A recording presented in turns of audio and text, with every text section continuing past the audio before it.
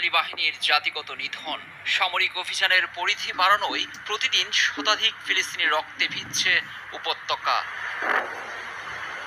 বেসামরিক বাড়িঘরের উপর দিয়ে মারিয়ে যাচ্ছে বুলডোজার আর ট্যাঙ্ক। ফিলিস্তিনের স্বাধীনতাকামী সংগঠন হামাসের শেকড় তুলে ফেলার নামে জাতিগত নিধনের এই খেলায় বিশ্ব যখন নীরব, তখন গোষ্ঠীটি একাই প্রতিরোধ চালিয়ে যাচ্ছে। নতুন করে যুদ্ধবিরতি ও জিম্মি বিনিময় প্রশ্নে শনিবার কাতারের দোহায় ইসরায়েলের সঙ্গে নতুন করে পরোক্ষ আলোচনায় বসে ইসরায়েলের প্রতিনিধি দল, যেখানে মধ্যস্থতায় ছিল যুক্তরাষ্ট্র, কাতার।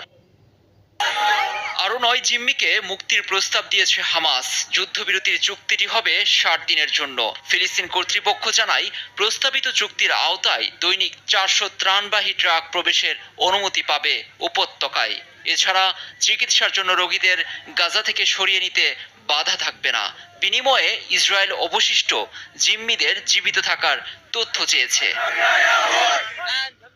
গেল ১৮ মার্চ থেকে গাজায় নতুন করে ত্রাণ প্রবেশ করতে দেয়নি ইসরায়েল। ফলে ক্ষুধা, অপুষ্টি, চিকিৎসা সেবা না পেয়ে মৃত্যুর মুখে লাখ লাখ ফিলিস্তিনি। ত্রাণ প্রবেশে নিষেধাজ্ঞা তুলে নেয়ার বিশ্ববাসীর আহ্বানকে বুড়ো আঙ্গুল দেখিয়ে আসছে গণহত্যায় অভিযুক্ত নেতানিয়াহু। ত্রাণকে অস্ত্র হিসেবে ব্যবহারের অভিযোগও তার বিরুদ্ধে। তার দাবি, গাজায় যুদ্ধ বন্ধ এবং সেনা প্রত্যাহার